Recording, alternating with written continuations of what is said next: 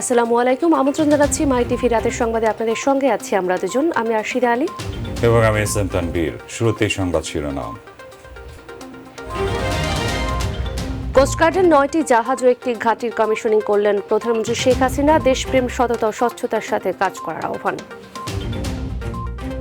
কাজে আমাদের লক্ষ্য ছিল যে আমাদের উপকূলীয় অঞ্চলের নিরাপত্তা নিশ্চিত করার জন্য যথেষ্ট একটা সংগঠন একান্তভাবে দরকার। ধানমন্ডিতে বঙ্গবন্ধুর প্রতিকৃতিতে যুবলীগের নবগঠিত পূর্ণাঙ্গ কমিটির শ্রদ্ধা। অনুপ্রবেশকারী থাকলে ব্যবস্থা, বললেন শেখ ফজলে শামস পরশ। ঢাকার চারপাশের নদীর 90% জায়গা দখল মুক্ত, জানালেন স্থানীয় সরকার মন্ত্রী। আবার কেউ দখলের চেষ্টা করলে কঠোর ব্যবস্থা। আমাদের নৌ পরিবহন মন্ত্রণালয়ের নেতৃত্বে অনেকগুলি অবৈধ দখলকে উচ্ছেদ করা হয়েছে। চিরবিদায় নিলেন বাংলা চলচ্চিত্রের কিংবদন্তি অভিনেতা সৌমিত্র চট্টোপাধ্যায়।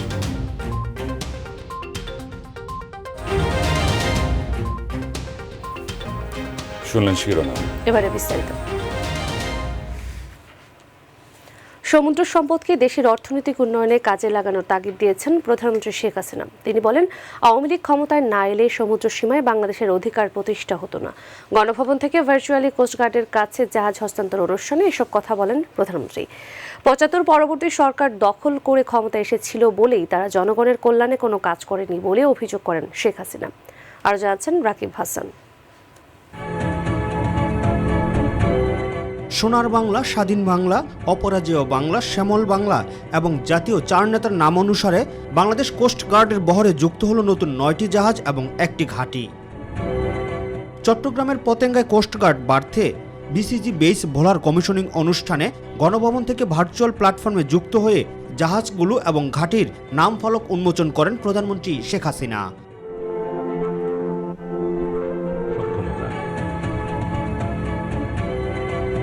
প্রতিবেশী দেশের সঙ্গে সমুদ্র ও স্থল সীমানা বিতর্ক সমাধানে ৭৫ পরবর্তী সরকারের কোনো ভূমিকা ছিল না বলে বক্তব্যে উল্লেখ করেন প্রধানমন্ত্রী।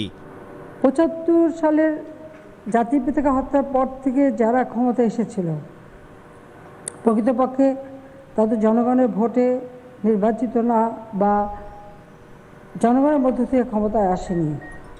ক্ষমতাটা তারা দখল করেছিল অবৈধভাবে, সংবিধান লঙ্ঘন করে, যার ফলে আমরা দেখি যে এই সমস্ত যে সুযোগগুলি, সেই সুযোগগুলির দিকে তারা তাকায়নি বা এই সমস্ত অধিকারগুলির কথা তারা বলেনি।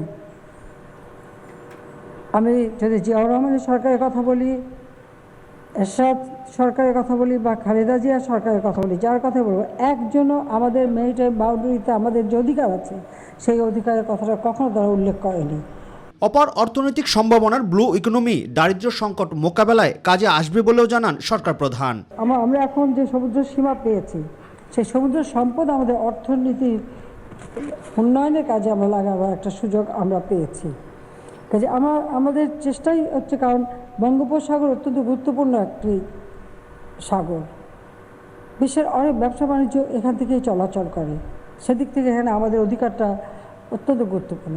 তাছাড়া আমাদের উপকূলীয় অঞ্চলে যারা বাস করেন, আমাদের যে জেলাগুলি আছে, তাদের নিরাপত্তা এবং তাদের অর্থনৈতিক উন্নতিটাও আমাদের জন্য অত্যন্ত গুরুত্বপূর্ণ, তার কারণ তারা সবসময় অবহেলিত।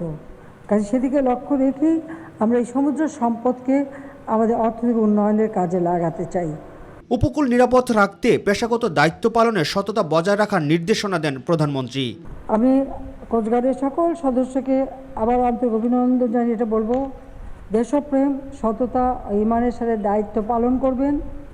কোস্টগার্ডের সুনাম যেন সবসময় বজায় থাকে সেদিকে বিশেষভাবে দৃষ্টি দেবেন এবং এই বাহিনীর ধারাবাহিক অগ্রযাত্রা অব্যাহত রাখতে এবং আপনাদের সার্বিক কল্যাণে প্রয়োজনীয় সকল ধরনের সহায়তা আমাদের সরকার দিয়ে যাবে, সে আশ্বাস আমি আপনাদের দিতে পারি। আধুনিক সুযোগ সুবিধা সম্বলিত জাহাজগুলো পাহারা দেবে দেশের দক্ষিণাঞ্চলীয় সীমানা। রাকিব হাসান, মাই টিভি, ঢাকা। কেন্দ্রীয় কমিটিতে কোনো অনুপ্রবেশকারী থাকলে ব্যবস্থা নেওয়া হবে বলে জানিয়েছেন যুবলীগের চেয়ারম্যান শেখ ফজলে শামস পরশ। সকালে যুবলীগ নবগঠিত কেন্দ্রীয় কমিটির নেতৃবৃন্দ ধানমন্ডি ৩২-এ বঙ্গবন্ধুর প্রতিকৃতিতে ও ৭৫-এর ১৫ আগস্ট নিহত সকল শহীদদের কবরে শ্রদ্ধা নিবেদন করেন। পরে যুবলীগ চেয়ারম্যান বলেন, নতুন কমিটি যুবলীগের ভাবমূর্তিকে আরও উজ্জ্বল করবে। ডেনিক জংয়ের রিপোর্ট। সপ্তম জাতীয় কংগ্রেসের প্রায় এক বছর পর শনিবার ঘোষণা করা হয় 201 সদস্যের পূর্ণাঙ্গ কমিটি। রোববার সকালে যুবলীগের পূর্ণাঙ্গ কমিটির নেতৃবৃন্দরা প্রথমে ধানমন্ডি 32-এ বঙ্গবন্ধুর প্রতিকৃতিতে শ্রদ্ধা নিবেদন করেন। এরপর তারা শ্রদ্ধা নিবেদন করেন বনানী কবরস্থানে 75-এর 15 আগস্ট নিহত সকল শহীদদের কবরে। পরে যুবলীগ চেয়ারম্যান শেখ ফজলে শামস পরশ বলেন, নতুন পুরাতনের সমন্বয়ে গঠিত পূর্ণাঙ্গ কমিটি দেশ ও জনগণের জন্য অগ্রণীভাবে কাজ করে যাবে। দেশের যে উন্নয়ন সাধন হতে যাচ্ছে এই দশকে, তো সেইগুলো গতিশীল করার জন্য এই যুবলীগ 100% প্রস্তুত এবং এটা এবং বলিষ্ঠ ভূমিকা রাখতে পারবে বলে আমি ধারণা করি। তিনি আরও বলেন, সংগঠনের কোনো সদস্যের বিরুদ্ধে টেন্ডারবাজি, চাঁদাবাজির মতো কোনো অভিযোগকে প্রশ্রয় দেওয়া হবে না। অনুপ্রবেশকারী, চাঁদাবাজ বা টেন্ডারবাজ এদেরকে আমরা দূরে রাখতে পেরেছি এবং আমাদের সিনসিয়ারিটির কোনো অভাব ছিল না। আমরা নিয়মতান্ত্রিকভাবে সংগঠনটা কমিটিটা সৃষ্টি করতে পেরেছি। সংগঠনে যারা স্থান পেয়েছেন তারা সবাই নিজ যোগ্যতা এবং মেধার কারণে পেয়েছেন বলেও জানান যুবলীগ চেয়ারম্যান। আমরা মনে করি আমরা ত্যাগী নেতাদের মূল্যায়ন করতে পেরেছি, আমরা যোগ্য নেতাদের মূল্যায়ন করতে পেরেছি। ড্যানি ত্রং, মাই টিভি, ঢাকা। যুবলীগের বহিষ্কৃত নেতা ইসমাইল চৌধুরী সম্রাটের বিরুদ্ধে জ্ঞাত আয় বহির্ভূত সম্পদ অর্জন এবং মানি লন্ডারিং মামলার চার্জশিট দাখিল এবং এর অনুমোদন দিয়েছে দুর্নীতি দমন কমিশন। ভার্চুয়ালের মাধ্যমে এ তথ্য জানান দুদকের কমিশনার মোজাম্মেল হক খান। ইসমাইল হোসেন সম্রাটের বিরুদ্ধে 222 কোটি টাকার জ্ঞাত আয় বহির্ভূত সম্পদ অর্জন এবং সিঙ্গাপুর ও মালয়েশিয়ায় প্রায় 220 কোটি টাকা পাচার করার অভিযোগের সত্যতা পাওয়া গেছে বলেও জানান তিনি। বর্তমানে যুবলীগের এই বহিষ্কৃত নেতা বিভিন্ন মামলায় কারাগারে রয়েছেন। মামলার তদন্ত কর্মকর্তা বিস্তারিত তদন্তে তার বিরুদ্ধে 222 কোটি টাকা জ্ঞাত আয় বহির্ভূত সম্পদ অর্জনের সত্যতা পেয়েছে। এছাড়া ইসমাইল হোসেন সম্রাট সিঙ্গাপুর এবং মালয়েশিয়ায় 219 কোটি 48 লক্ষ টাকা পাচার করে স্থানান্তর, হস্তান্তর এবং রূপান্তরের মাধ্যমে তথ্য গোপন করেছেন। তদন্ত কর্মকর্তা অভিযুক্তের বিরুদ্ধে চার্জশিট দাখিলের সুপারিশ করে কমিশনে প্রস্তাব করেছে। দুর্নীতি দমন কমিশন তদন্ত কর্মকর্তার এই সুপারিশ অনুমোদন করেছে। ইন্টারন্যাশনাল এজেন্সি ও কিছু এনজিওদের চাপে ভাষাঞ্চলে রোহিঙ্গা স্থানান্তর বিলম্বিত হচ্ছে বলে মন্তব্য করেছেন পররাষ্ট্রমন্ত্রী ডক্টর এ কে আব্দুল মোমেন। বরেন্দ্র গবেষণা জাদুঘর পরিদর্শন শেষে সাংবাদিকদের প্রশ্নের উত্তরে এ মন্তব্য করেন তিনি। পররাষ্ট্রমন্ত্রী বলেন, প্রধানমন্ত্রী শেখ হাসিনার সিদ্ধান্ত মতে প্রায় 1 লাখ রোহিঙ্গাকে ভাষাঞ্চলে স্থানান্তর করার সিদ্ধান্ত নেওয়া হয়েছে। তাদের বেশিরভাগই যেতে ইচ্ছুক। এ সময় পণ্য রফতানিতে আমেরিকার নতুন সরকারের কাছে ট্যারিফ কমানোর দাবি থাকবে বলেও জানান তিনি। কিন্তু ইন্টারন্যাশনাল এজেন্সিস এবং কিছু কিছু এনজিও ওরা ওদের যেতে না যায়, সেই জন্য প্রায়ই ওদের উপরে খবরদারি করে। আমাদের বিশ্বাস যে আমরা ওদের ওখানে নিয়ে যাব। এখন ভলান্টারি নিয়ে যাচ্ছি তারা দেখার জন্য, যে একবার গেছে সে ওখানে যেতে যাচ্ছে। ঢাকার চারপাশের নদীর 90% জায়গা দখলমুক্ত করা হয়েছে জানিয়ে স্থানীয় সরকার মন্ত্রী তাজুল ইসলাম বলেন, আবার কেউ দখলের চেষ্টা করলে কঠোর ব্যবস্থা নেওয়া হবে। নদী দখলমুক্ত, দূষণ রোধ এবং নাব্যতা বৃদ্ধি সহ রাজধানীর উন্নয়নের নেওয়া প্রকল্পগুলো সমন্বয় করতে একটি কমিটি গঠনের করা হবে বলে জানান মন্ত্রী। সচিবালয়ে ঢাকার চারপাশের নদী দখলমুক্ত, দূষণ রোধ এবং নাব্যতা বৃদ্ধির জন্য গঠিত মাস্টার প্ল্যান কমিটির সভা শেষে সাংবাদিকদের এসব কথা জানান স্থানীয় সরকার মন্ত্রী। এই সমস্ত অবৈধ দখল আছে। ইতিমধ্যে আমাদের নৌ পরিবহন মন্ত্রণালয়ের নেতৃত্বে অনেকগুলি অবৈধ দখলকে উচ্ছেদ করা হয়েছে। সে উচ্ছেদকৃত স্থানগুলোকে সংরক্ষণ করা এবং সেখানে যে সমস্ত ওয়াকওয়ে নির্মাণের জন্য তাদেরকে দায়িত্ব দেওয়া হয়েছে এবং নেওয়া হয়েছে, তারা সে সমস্ত দায়িত্ব দ্রুততার সহিত যেন নাকি বাস্তবায়ন করে, এই ব্যাপারে আমরা মিটিংয়ে আলোচনা হয়েছে। সকল জটিলতা কাটিয়ে কার্যকর হচ্ছে সড়ক নিরাপত্তা আইন 2018। নতুন আইনে শাস্তি এবং অর্থদণ্ডের পরিমাণ বাড়ানো হয়েছে 5 থেকে 50 গুণ। রাখা হয়েছে মৃত্যুদণ্ডের বিধান। আইনটিতে বেশ কিছু অসামঞ্জস্যতা রয়েছে দাবি সড়ক পরিবহন মালিক সমিতির। তবে আইনটি যুগোপযোগী বলে মনে করছেন যোগাযোগ বিশেষজ্ঞরা। আরও জানাচ্ছেন রাকিব হাসান। অনিয়ন্ত্রিত যানবাহন, অদক্ষ চালক সহ নানা অনিয়মের কারণে প্রায় প্রতিনিয়ত সড়কে ঘটছে দুর্ঘটনা, প্রাণ হারাচ্ছে সাধারণ মানুষ। দুর্ঘটনা প্রতিরোধের পাশাপাশি সড়কে শৃঙ্খলা ফেরাতেই পুরনো বিধিবিধানকে সংশোধন করে পাশ করা হয় নতুন সড়ক নিরাপত্তা আইন 2018। নতুন আইনে বিভিন্ন অনিয়মের জন্য জরিমানার পরিমাণ 5 থেকে 50 গুণ বাড়ানো হয়েছে। সড়কে গাড়ি চালিয়ে উদ্দেশ্য প্রণোদিতভাবে হত্যা করলে 302 ধারা অনুযায়ী রাখা হয়েছে মৃত্যুদণ্ডের বিধান। 2019 সালের 1 নভেম্বর থেকে আইনটি কার্যকর করা হলেও মহামারী করোনার কারণে বেশ কিছুদিন বন্ধ ছিল আইনটির প্রয়োগ। তবে করোনার প্রভাব কিছুটা কমে যাওয়ায় এবং সড়কে বিশৃঙ্খলা দেখা দেয় আবারও সীমিত পরিসরে শুরু হয়েছে আইনটির প্রয়োগ। মাঝখানে করোনার কারণে কিছুদিন রাস্তায় গাড়ি ঘোড়া বন্ধ ছিল, এখন আবার করোনার পরবর্তীতে গাড়ি ঘোড়া চলছে। আমরা ওই আইনটা আগের মতোই বাস্তবায়ন করে যাচ্ছি। কিন্তু আমরা এখনও কিছু শীতল আছি, কারণ এখনও ফিটনেসে হালনাগাদ ডিসেম্বর মতো ডেট দিচ্ছে। মানুষের পরিস্থিতি এখনও অনেকটা খারাপ, এখনও মানুষ স্বাভাবিকভাবে আসতে পারেনি। আইনে শাস্তির বিধান বেশি হওয়ায় সড়কে আইন ভঙ্গের প্রবণতা অনেকটাই কমে এসেছে বলে মনে করেন সার্জেন্ট পুলিশ। নতুন আইনের জরিমানাটা বেশি হওয়াতে মানুষজন এখন ট্রাফিক আইন মানার প্রবণতাটা অনেক বেশি, মানে ট্রাফিক শৃঙ্খলাটা আগের চাইতে অনেক বেড়েছে।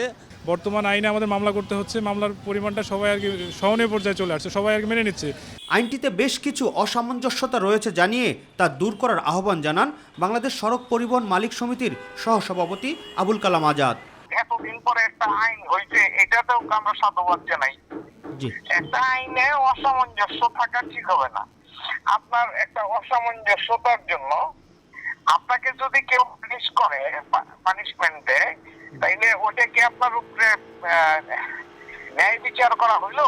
তবে আইনটি যুগোপযোগী দাবি করে পুরোপুরি সুফল পেতে সড়কের অবকাঠামোগত উন্নয়ন করার পরামর্শ দেন বুয়েটের সহকারী অধ্যাপক সাইফুন নেওয়াজ। নতুন যে সড়ক পরিবহন আইন আমরা পেয়েছি, আইনটা আমাদের সড়ক শৃঙ্খলা এবং দুর্ঘটনা কমানোর ক্ষেত্রে গুরুত্বপূর্ণ ভূমিকা রাখবে। কারণ আগের আইনে কিন্তু শাস্তির পরিমাণটা কম ছিল এবং কিছু কিছু ক্ষেত্রে উল্লেখ করা ছিল না যে কিভাবে ব্যবস্থা গ্রহণ করা হবে। কিন্তু বর্তমান আইনে শাস্তির পরিমাণটা বাড়ানোর ফলে দেখা যাবে যে এক্ষেত্রে কিন্তু মালিক, চালক বা পথচারী প্রত্যেকে কিন্তু একটা সচেতন থাকবে পূর্ব থেকেই। এবং দ্বিতীয় যে বিষয়টা রয়েছে, এখানে আইন প্রয়োগের ক্ষেত্রে আপনার কিছু কিছু ইনফ্রাস্ট্রাকচার ইমপ্রুভমেন্ট করা প্রয়োজন। এদিকে অসচেতনতার কারণে এখনও আইন অমান্য করে চলছে একটি শ্রেণী। সড়ক নিরাপত্তা আইন 2018 এর বাস্তবায়ন শুরু হয় 2019 সালের শেষের দিকে। তবে মহামারী করোনার কারণে বেশ কিছুদিন স্থিতিশীল থাকার পর আবারও শুরু হয়েছে এর বাস্তবায়ন।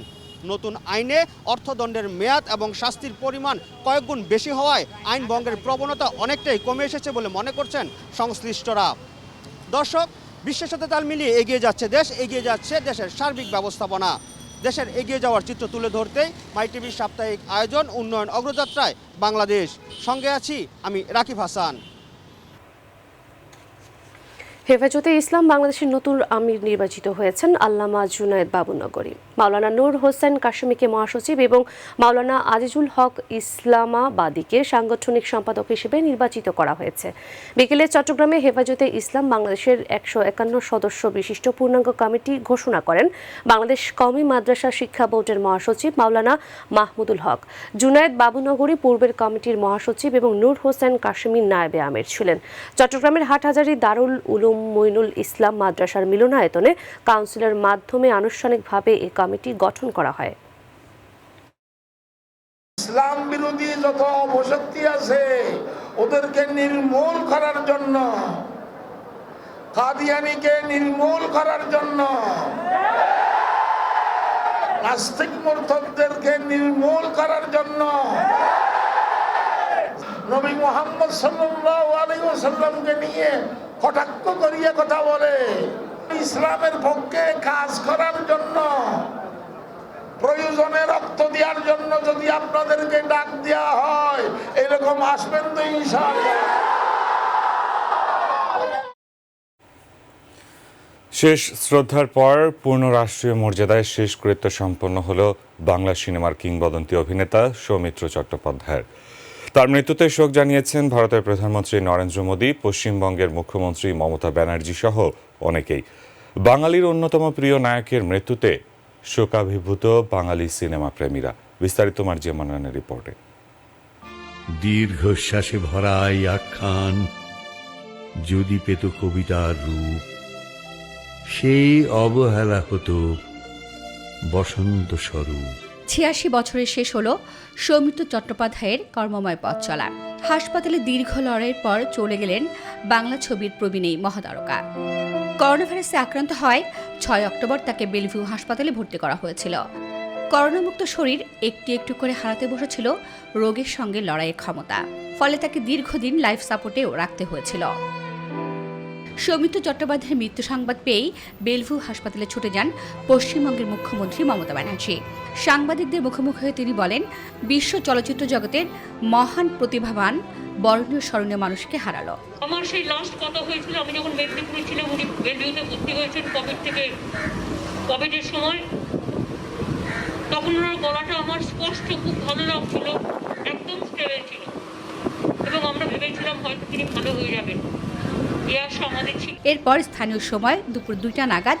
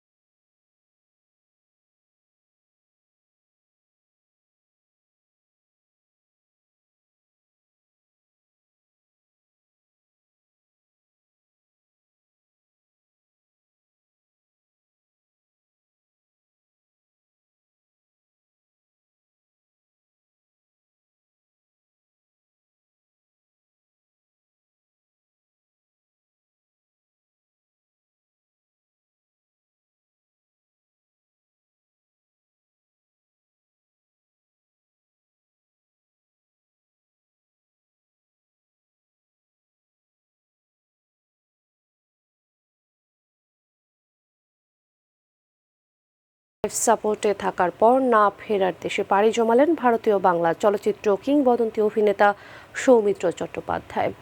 মৃত্যুকালে তার বয়স হয়েছিল ৮৬ বছর। অভিনয়ের পাশাপাশি আবৃত্তি শিল্পী হিসেবেও তার নাম অত্যন্ত সম্ভ্রমের সাথে আলোচিত। তিনি একাধারে কবি এবং অনুবাদকও। তার জীবনের কিছুটা অংশ তুলে ধরছেন মুবাল্লিক করিম। জীবনে কি পাবো না, ভুলেছি সে ভাবনা, সামনে যা দেখি জানি না সে কি আসলে কি না পড়শোনা।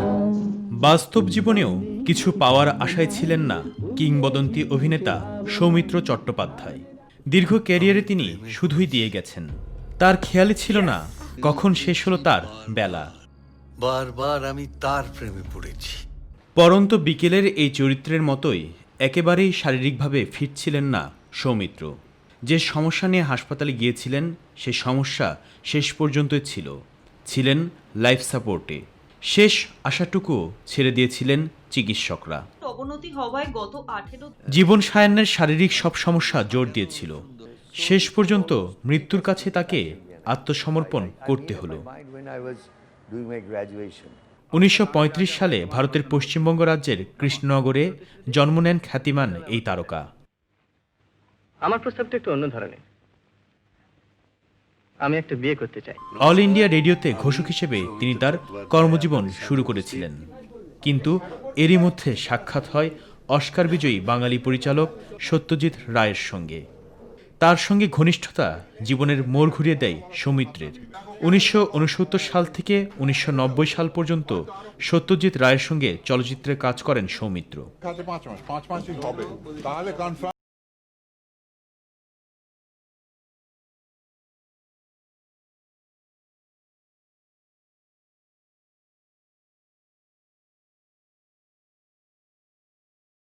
30 বছরেরও বেশি সময় ধরে নানা চরিত্রে অভিনয় করেছেন তিনি।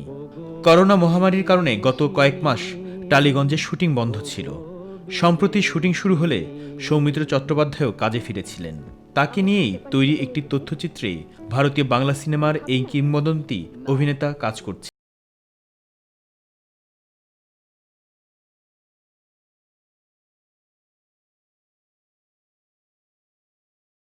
সিনেমার মধ্যে 14টিতে অভিনয় করেছেন সৌমিত্র। কাজ করেছেন মৃণাল সেন, অজয় করের মতো পরিচালকদের সঙ্গেও। আজ থেকে এই এই মুহূর্ত থেকে আমরা শপথ গ্রহণ করি যে বিদেশি জিনিস আমরা বর্জন করব, বয়কট করব, আর যা কিছু স্বদেশজাত তা সাদরে গ্রহণ করব। 1959 সালে সত্যজিৎ রায়ের হাত ধরে অপুর সংসারে প্রবেশের পর অক্লান্তভাবে অসংখ্য বাংলা চলচ্চিত্রে অভিনয় করে গেছেন সৌমিত্র। পাশাপাশি বহু নাটকে অভিনয় করেছেন, লিখেছেন গান ও নাটক। এই বয়সেও আবৃত্তি করেন প্রায়।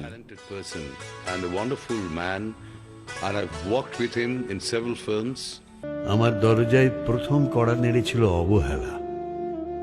ভেবেছিলাম অনেকগুলো বর্ষা শেষে শরতের উষ্ণতা মিশে এলো বুঝি বসন্ত। চলচ্চিত্রে ভারতের সর্বোচ্চ সম্মাননা দাদা সাহেব ফালকে পুরস্কার ছাড়াও ফ্রান্স সরকারের লিজিয়ন অব দ্য অনার পদকে ভূষিত হয়েছেন এই অভিনেতা। 2004 সালে তাকে পদ্মভূষণ খেতাবে ভূষিত করে ভারত সরকার। To continue with in what I believe, in what I think to be good art. হয়তো তোমারই জন্য। মুবাল্লিক করিম, মাই টিভি। দেশে গত 24 ঘন্টায় 1837 জন নতুন করোনা রোগী শনাক্ত হয়েছেন। একই সময়ে করোনায় আরও 21 জনের মৃত্যু হয়েছে। দেশে এখন পর্যন্ত মোট 4,32,333 জনের দেহে করোনা সংক্রমণ শনাক্ত হয়েছে। এর মধ্যে 6,194 জনের মৃত্যু হয়েছে। সুস্থ হয়েছেন 3,49,542 জন। স্বাস্থ্য অধিদপ্তরের সংবাদ বিজ্ঞপ্তিতে এসব তথ্য জানানো হয়। করোনাকালীন সময় দেশের মানুষের পাশে না দাঁড়িয়ে বাসে আগুন দিয়ে বিএনপি আবারও পুরনো খেলায় মেতে উঠেছে বলে মন্তব্য করেছেন তথ্যমন্ত্রী ডক্টর হাসান মাহমুদ। বিএনপিকে এ ধরনের অপরাজনীতি থেকে বেরিয়ে আসার আহ্বান জানান তিনি। সচিবালয়ের সমসাময়িক বিষয় নিয়ে গণমাধ্যমের সাথে আলোচনাকালে এসব কথা বলেন তথ্যমন্ত্রী। বিএনপি মহাসচিব মির্জা ফখরুল ইসলাম আলমগীর প্রতিনিয়তই মিথ্যা বলে বিএনপিকে একটি মিথ্যা বলার দলে পরিণত করেছেন বলে অভিযোগ ডক্টর হাসান মাহমুদের। দেশের মানুষ যখন করোনা ভাইরাস নিয়ে অত্যন্ত উদ্বিগ্ন, উৎকণ্ঠিত এবং এটি মোকাবেলা করার ক্ষেত্রে সবাই হিমশিম খাচ্ছে, তখন আমরা দেখতে পেলাম যে গত বৃহস্পতিবার বিএনপি আবার সেই পুরনো খেলায় মেতে উঠেছে। তারা বাস পোড়ানো অর্থাৎ মানুষ পোড়ানোর পুরনো যে খেলা, সেই খেলায় মেতে উঠেছে। কোনো সন্ত্রাসী দলের আসলে এদেশে কি রাজনীতি করার অধিকার আছে কিনা, সেটি হচ্ছে বড় প্রশ্ন। আগুন সন্ত্রাসে বিএনপি বিশ্বাস করে না, এমন মন্তব্য করেছেন দলটির মুখপাত্র সাংগঠনিক সম্পাদক সৈয়দ ইমরান সালেহ প্রিন্স। গণপরিবহনের আগুন দেওয়ার ঘটনার সাথে বিএনপি জড়িত আওয়ামী লীগের সাধারণ সম্পাদক ওবায়দুল কাদেরের এই বক্তব্যের জবাবে নয়াপল্টন বিএনপির কেন্দ্রীয় কার্যালয়ে এক সংবাদ সম্মেলনে তিনি এ মন্তব্য করেন। গণপরিবহনে আগুন দেওয়ার ঘটনাকে পরিকল্পিত, উদ্দেশ্য প্রণোদিত এবং ন্যাক্কারজনক ঘটনা বলে উল্লেখ করেন বিএনপির এই নেতা। এই ঘটনায় দায়েরকৃত মামলায় বিএনপির নেতাকর্মীদের গ্রেফতার এবং হয়রানির নিন্দা জানান তিনি। কয়েকটি গণপরিবহনে যে আগুন দেওয়া হয়েছে, আমরা আগেই বলেছি এটা পরিকল্পিত, উদ্দেশ্যমূলক। সামগ্রিক দুঃশাসনকে আড়াল করার জন্য সরকার বিভিন্ন এজেন্সির মাধ্যমে এই ঢাকার গণপরিবহনে আগুন দিয়ে বিএনপি নেতাকর্মীদের বিরুদ্ধে মিথ্যা মামলা দায়ের করে রাজনৈতিক ময়দান থেকে বিএনপিকে তারা নিশ্চিহ্ন করার যে পুরনো তাদের খেলা, সেই খেলায় মেতে উঠেছে। রেল ছাড়া একটি দেশের উন্নয়ন সম্ভব নয় বলে মন্তব্য করেছেন রেলমন্ত্রী নুরুল ইসলাম সুজন। তবে বর্তমানে রেলপথকে আধুনিকায়নের কাজ শুরু হয়েছে বলে জানান তিনি। রেল দিবস পালন উপলক্ষে বিকেলে রেল ভবনে আয়োজিত এক আলোচনা সভায় তিনি এসব কথা বলেন। তিনি বলেন 2041 সালের ডিজিটাল বাংলাদেশ গড়ার লক্ষ্যে রেল যোগাযোগ ব্যবস্থা এক অনন্য ভূমিকা পালন করবে। এ সময় 2021 আনুষ্ঠানিকভাবে রেল দিবস পালনের প্রতিশ্রুতি ব্যক্ত করেন মন্ত্রী। এই রেলকে পুনর্বাসন করার জন্য, দ্রুত যোগাযোগ স্থাপনের জন্য এই যে বড় বড় হার্ডিন ব্রিজ, আমরা ভৈরব ব্রিজ, তিস্তা ব্রিজ এবং রেল যোগাযোগ ব্যবস্থা পুনঃপ্রতিষ্ঠা করেছিলেন। আধুনিক যুগোপযোগী এবং পূর্বের যে ঐতিহ্য ছিল এক সময়, সেই ঐতিহ্য রেলের তিনি আনার জন্য আজকে উদ্যোগ গ্রহণ করেছেন। নারায়ণগঞ্জের রূপগঞ্জে গিয়াসউদ্দিন নামের এক যুবকের গলা কাটা মৃতদেহ উদ্ধার করেছে পুলিশ। দুপুরে উপজেলার তারাব পৌরসভার খাদুন এলাকায় নিজ ঘর থেকে মৃতদেহটি উদ্ধার করা হয়। নিহত গিয়াসউদ্দিন কুমিল্লা জেলার মনোহরগঞ্জ থানার বান্দুয়াইল মেলনা বাজার এলাকার মাওলানা সায়েদ উল্লাহ মিয়ার ছেলে। পুলিশ জানায় খাদুন এলাকার সাফা ফ্যাশন নামে একটি গার্মেন্টসের স্টোর কিপার হিসেবে কাজ করত গিয়াসউদ্দিন। ঘটনায় সুষ্ঠু তদন্ত করে হত্যাকারীদেরকে আইনের আওতায় আনা হবে বলেও জানিয়েছে পুলিশ।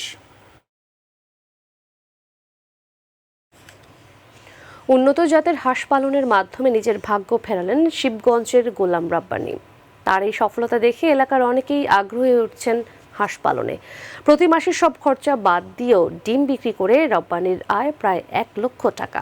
এদিকে স্থানীয় প্রাণী সম্পদ অধিদপ্তরের কর্মকর্তারা জানিয়েছেন সব ধরনের সহযোগিতার কথা। প্রতিনিধি কামরুজ্জামান প্রামাণিকের প্রতিবেদন জানাচ্ছেন শিউলি রোজা। বগুড়ার শিবগঞ্জ উপজেলার পীরব ইউনিয়নের জানাগ্রাম একসময়ের বেকার যুবক গোলাম রাব্বানী। উদ্যোগী মনোভাবের এ যুবক লেখাপড়া শেষ করে আর 10 জনের মতো চাকরির আশায় বসে না থেকে আত্মীয়র সাথে শুরু করে হাঁস পালন। আর বছর না পেরোতেই মুখ দেখেন সফলতার। হাঁস পালন করে আমি বেকার ছিলাম, সে বেকারত্ব মোটামুটি ঘুষেছে এবং এই ডিম বেচে আমরা মোটামুটি স্বাবলম্বী হয়েছি। আর আমি এই হাঁসের পালনের সঙ্গে 2 বছর থেকে এটার সাথে সম্পৃক্ত। 1000 উন্নত জাতের হাঁসের বাচ্চা দিয়ে শুরু হয় খামার। 6 মাস পরে প্রতিদিন 400 থেকে 500 ডিম দিতে থাকে হাঁসগুলো। প্রতিদিন ডিম বিক্রি করে তার আয় 4 থেকে 5000 টাকা। এখন বর্তমান হাঁস আছে 800-র মতো। আমাদের প্রতিদিন ডিম আসে অন্তত পক্ষে 400-500। এই ডিম বিক্রি করে বর্তমানে আমি এখন লাভবান। গত 2 বছরে শুধু নিজেই স্বাবলম্বী হননি, প্রেরণা জুগিয়েছেন এলাকার অন্যান্য বেকার ছেলেদের মাঝেও। তিনি খুব অভাব দুর্গস্ত অবস্থায় ছিল, এখন হাঁস চাষ করে সে উন্নত হয়েছে এবং আশেপাশের লোক এ দেখে হাঁস পালন করার জন্য উদ্যোগ নিয়েছে। এবং প্রতিদিন সকালে এখান থেকে 400-500 ডিম প্রতিদিন ওঠে।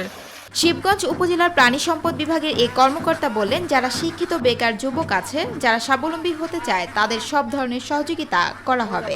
বর্তমানে আমাদের উপজেলা প্রাণী সম্পদ দপ্তর শিবগঞ্জে ভেটেরিনারি সার্জন পদটি শূন্য রয়েছে। তারপরেও আমরা চেষ্টা করছি যেভাবে হোক তাদেরকে বিভিন্ন সেবা প্রদান করার জন্য। এদিকে স্থানীয়রা মনে করেন, চাকরির পেছনে না ছুটে নিজের মেধাকে কাজে লাগালে বেকার যুবকরা ঘুরিয়ে দিতে পারে দেশের অর্থনীতির চাকা। আর গোলাম রাব্বানী তার বড় উদাহরণ। শিউলি রোজা, মাইটিভি। ছিল না মাথা গোজার ঠাঁই, তবে এখন মিলেছে ঘর, তাও আবার প্রধানমন্ত্রীর দেয়া ঘর। আর সেই ঘর পেয়ে খুশির জোয়ার মাদারীপুরের 2 শতাধিক হতদরিদ্র পরিবারের। প্রকল্পটিতে দুর্নীতি ঠেকাতে কোনো ঠিকাদারি প্রতিষ্ঠান ছাড়াই ঘর নির্মাণ করে দিয়েছে উপজেলা প্রশাসন। পর্যায়ক্রমে আরও অনেক হতদরিদ্রকেই প্রধানমন্ত্রীর এই উপহার দেওয়ার কথাও জানিয়েছেন প্রশাসন। প্রতিনিধি মোহাম্মদ মাসুদুর রহমান সর্দারের তথ্য ও ছবিতে আরও জানাচ্ছেন ড্যানি ড্রং। মাদারীপুর সদর উপজেলার ঘটমাঝি ইউনিয়নের কুন্তিপাড়া গ্রামের বাসিন্দা নূর মোহাম্মদ খান পরিবারে স্ত্রী ও 5 মেয়ে। প্রতিবন্ধী ও এই হতদরিদ্রকে নির্মাণ করে দেওয়া হয়েছে বসতঘর, সাথে রান্নাঘর, রয়েছে সৌরবিদ্যুতের ব্যবস্থাও। শুধু নূর মোহাম্মদ নন, তার মতো মাদারীপুরের 4টি উপজেলার 212টি হতদরিদ্র অসহায় পরিবারকে দেওয়া হয়েছে প্রধানমন্ত্রী শেখ হাসিনার দেয়া বসতঘর। সবার জন্য বাসস্থান নিশ্চিতে দুর্যোগ সহনীয় বাসগৃহ নির্মাণ প্রকল্পে এই মাথা গোজার ঠাঁই পেয়ে খুশির জোয়ার পরিবারগুলোতে। অনেক কষ্ট করছি ঘর ধরলে, অনেক বৃষ্টিতে ভিজছি। আমার 5টা মেয়ে। পাকা ঘর দিয়েছে প্রধানমন্ত্রী, এতে অনেক সন্তুষ্ট এবং আমি শান্তিতেই আছি। আগে বিদ্যুৎ ছিল না, এখন বিদ্যুৎ হয়েছে, অনেক পড়ালেখায় আমরা অনেক সুবিধা পাইতেছি। সরকারে আমারে ঘর দিয়েছে প্রধানমন্ত্রী, তার উসিলায় আমি এখন ঘরের কোনো কষ্ট করতেছি না। বৃষ্টি পাইন তো বই খাতা ভিজতে এখন আর বেশি না। প্রতিটি ঘরের নির্মাণ ব্যয় ধরা হয় 2,98,000 টাকা, যার কারণে ঘরের মান ভালো ও টেকসই হয়েছে বলে মনে করছেন সংশ্লিষ্টরা। যে সকল পরিবারের জমি আছে কিন্তু ঘর নেই, তাদেরকে আমরা বাছাই করেছি এবং আমরা উপজেলা থেকে উপজেলা নির্বাহী অফিসার এবং আমার যৌথ তত্ত্বাবধানে ঘরগুলো আমরা নিজেরা নির্মাণ করেছি, যার কারণে এর মান নিয়ন্ত্রণ করা সহজ হয়েছে। যাতে সঠিকভাবে উপকল্প নির্বাচন হয়, এজন্য আমরা আমাদের সম্মানিত ইউনিয়ন পরিষদ চেয়ারম্যান যারা আছেন তাদের কাছ থেকে আমরা তালিকা নিয়েছি। মুজিব বর্ষ উপলক্ষে জেলার সব হতদরিদ্রদের একসাথে রাখার জন্য বঙ্গবন্ধু পল্লী নামে একটি প্রকল্প প্রশাসনের হাতে রয়েছে। Danny Drong, my TV. চুয়াডাঙ্গার জীবননগরে দিনে দুপুরে সোনালী ব্যাংকে ডাকাতির ঘটনা ঘটেছে। দুপুরে উপজেলার উথুলি ইউনিয়ন শাখার সোনালী ব্যাংকের কর্মকর্তা ও কর্মচারীদের অস্ত্রের মুখে জিম্মি করে 9 লক্ষাধিক টাকা লুট করে নিয়ে গেছে একদল দুর্বৃত্ত। খবর পেয়ে ঘটনাস্থল পরিদর্শন করেছেন চুয়াডাঙ্গা জেলা প্রশাসক নজরুল ইসলাম সরকার, চুয়াডাঙ্গা পুলিশ সুপার জাহিদুল ইসলাম সহ অন্যান্য কর্মকর্তা।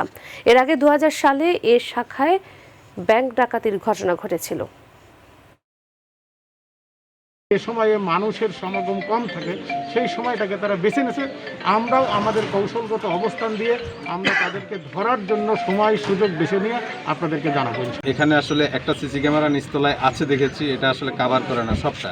তো ব্যাংকে যদি ঢোকার পথে সিসি ক্যামেরা থাকতো, ব্যাংকের ভিতরে সিসি ক্যামেরা থাকতো, তাহলে কিন্তু এত সাহস ওরা পেত না। যারাই ঘটিয়ে থাকুক না কেন, আমার মনে হয় এই ডিজিটাল যুগে তাদেরকে খুঁজে বের করা খুব বেশি কঠিন হবে না, অপরাধী ধরা পড়বেই। আজ ভয়াল 15 নভেম্বর 2007 সালের এই দিনে প্রলয়ঙ্কর এই ঘূর্ণিঝড় সিডর লণ্ডভণ্ড করে দেয় বরগুনা সহ উপকূলের বেশ কয়েকটি জেলা। প্রাণহানি ঘটে প্রায় 1500 মানুষের, মারা যায় বহু গবাদি পশু আর প্রাণী। ভয়াবহ সেই ঘটনার পর কেটে গেছে 13টি বছর, কিন্তু আজও ক্ষত কাটেনি উপকূলের। বরগুনা প্রতিনিধি মোহাম্মদ শফিকুল ইসলাম স্বপনের তথ্যচিত্রে জানাচ্ছেন নূর মোহাম্মদ। 2007 সালের এই দিনে ঘন্টায় 260 কিলোমিটার বেগে বাতাসের সাথে স্বাভাবিক জোয়ারের চেয়ে 10 থেকে 12 ফুট উচ্চতায় এভাবেই পানি আঘাত হানে উপকূলীয় এলাকায়। সে সময় জলোচ্ছ্বাসে বরগুনার পায়রা, বিষখালী ও বালেশ্বর নদী পারের 300 কিলোমিটার বেড়িবাঁধ ভেঙে ভাসিয়ে নিয়ে যায় 70,000 ঘরবাড়ি, প্রাণ হারায় 1435 জন মানুষ। যে দৃশ্য কল্পনায় এলেও আজও তা সহ্য করতে পারেন না স্থানীয়রা। পানিতে চাপ দিছে, 20 মিনিট দূরে যাইয়া একটা কুয়ায় পড়েছে, কুয়ায় পড়ে একটা গাছ পড়ে গেছে, মাথা পড়ে আমার আব্বার মাথা ফেটে গেছে। তার জন্য আমি আমার ছেলেটা কুয়ায় পড়ে গেছে। আমার ছেলেটা পাই না, 3 দিন ভিতর পাইছি, 3 দিন পিছিয়ে আমার আধা মাইল দূরে পাইছি। ঘর বাড়ি ভাসাই নিয়েছে, অনেক লোক মারা গেছে, শত শত একর জমির ফসল নষ্ট হয়ে গেছে। সেই 15ই নভেম্বরের কথা মনে পড়লে এখনো আমাদের আটকে ওঠে, আমরা ঘুমোতে পারি না। কিন্তু আমাদের সেই থেকে এখন পর্যন্ত আমাদের এই রাস্তাটি সংস্কার করা হয় নাই। সিডরের ভয়াবহ সেই ক্ষত কাটিয়ে স্বাভাবিক জীবনে ফিরেছেন এখানকার মানুষ। তবু তাদের আক্ষেপ, এত বড় বিপর্যয় আর প্রাণহানির পরও কেন বেড়িবাঁধের এই দুরবস্থা। জানের ভয় নিয়ে আর কি থাকি, আর বন্যা এলে তো আমরা রাস্তার উপরে উঠি আর খালে নামি, এরকমের চলতে আছে আর কি। কেউ আমাগো দেখতেও আসে না, আর কেউ খোঁজ খবরও নিতে আসে না আমাগো। এই সিডারে অনেক মা হারাইছি, বাপ হারাইছি, বোন হারাইছি, ভাই হারাইছি, অনেকে অনেক হয়ে গেছে। এই সিডারের মতো এখন এই পরিণত হইতে আছে। এই থেকে আমরা যাতে তাড়াতাড়ি একটু রক্ষা পাই, আর যাতে সিডরের মতো জলোচ্ছ্বাসে ভাসতে না হয়, সেজন্য উঁচু ও টেকসই বেড়িবাঁধ নির্মাণের দাবি উপকূলবাসীর। কোনো সময় বেড়িবাঁধটাও ঠিক হইতেছে না, কোনো দেয় তো না কেউ। এই দিমু দিমু দিমু দিমু দিমু আবার দেয় না, এই যে কইয়েই তো আমাকে খুবইলে আমাকে। এখানে আমাদের বেড়িবাঁধের রাস্তা খুবই নিম্ন। এই রাস্তাটুকু অতি সত্বর আমাদের কিছু উঁচু করে প্রকল্প তৈরি করা হোক, কারণ এর 15ই আপনার নভেম্বরের যে আতঙ্কটা আছে, সেই আতঙ্ক থেকে আমরা রক্ষা পেতে পারি। যদিও জেলা প্রশাসক জানালেন, প্রাকৃতিক দুর্যোগে জানমাল রক্ষায় নেওয়া হচ্ছে পদক্ষেপ। এখনো জলোচ্ছ্বাস ঠেকানোর মতো নয়, সেগুলো আরো উঁচু করার জন্য আমরা পানি উন্নয়ন বোর্ডকে নির্দেশনা দিয়েছি। আমরা আশা করছি বরগুনার মানুষ সবাই মিলে ইন ফিউচার এই ধরনের বড় কোনো প্রাকৃতিক দুর্যোগ রক্ষা করতে পারবে এবং সরকারের পক্ষ থেকে সে সকল সাধারণ মানুষকে সর্বতোভাবে সহায়তা করা হবে। সিডরের আঘাতে বিধ্বস্ত 300 কিলোমিটার বেড়িবাঁধের সিংহভাগেই আজ 13 বছরেও করা হয়নি সংস্কার। এতে যে কোনো বড় প্রাকৃতিক দুর্যোগ নিয়ে শঙ্কিত এখানকার মানুষ। নূর মোহাম্মদ, মাই টিভি নিউজ ডেস্ক। এর সঙ্গে শেষ করছি সংবাদ। শেষ করার আগে সংবাদ শিরোনামগুলো জানিয়ে দিচ্ছে আরও একবার। কোস্টগার্ডের 9টি জাহাজ ও একটি ঘাঁটির কমিশনিং করলেন প্রধানমন্ত্রী শেখ হাসিনা। দেশপ্রেম, সততা ও স্বচ্ছতার সাথে কাজ করার আহ্বান। কাজে আমাদের লক্ষ্য ছিল যে আমাদের উপকূলীয় অঞ্চলের নিরাপত্তা নিশ্চিত করার জন্য যথেষ্ট একটা সংগঠন একান্তভাবে দরকার। ধানমন্ডিতে বঙ্গবন্ধুর প্রতিকৃতিতে যুবলীগের নবগঠিত পূর্ণাঙ্গ কমিটির শ্রদ্ধা। অনুপ্রবেশকারী থাকলে ব্যবস্থা, বললেন শেখ ফজলে শামস পরশ। ঢাকার চারপাশের নদীর 90% জায়গা দখলমুক্ত, জানালেন স্থানীয় সরকার মন্ত্রী। আবার কেউ দখলের চেষ্টা করলে কঠোর ব্যবস্থা। আমাদের নৌ পরিবহন মন্ত্রণালয়ের নেতৃত্বে অনেকগুলি অবৈধ দখলকে উচ্ছেদ করা হয়েছে। চিরবিদায় নিলেন বাংলা চলচ্চিত্রের কিংবদন্তি অভিনেতা সৌমিত্র চট্টোপাধ্যায়।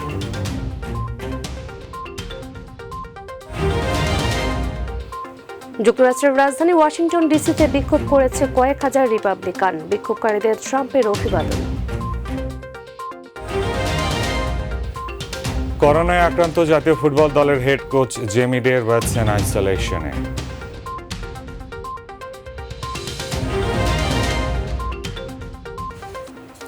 এই ছিল এখনকার মতো, এতক্ষণ সঙ্গে থাকার ধন্যবাদ। এছাড়া ইউটিউবে মাই টিভি সংবাদ পেতে ভিজিট করুন youtube/mytvnieuws এবং আমাদের অনুষ্ঠান দেখতে ভিজিট করুন youtube/mytvbangla, facebook/mytvbangla, twitter/mytvbangla। আমাদের পরবর্তী সংবাদ দেখার আমন্ত্রণ জানিয়ে বিদায় নিচ্ছি আমরা দুজন। আমি আশিদা আলী এবং আমি এস এম তানভীর। প্রিয় দর্শক, করোনা সংক্রমণ রোধে সবাই সতর্ক থাকুন, স্বাস্থ্যবিধি মেনে চলুন। আল্লাহ হাফেজ।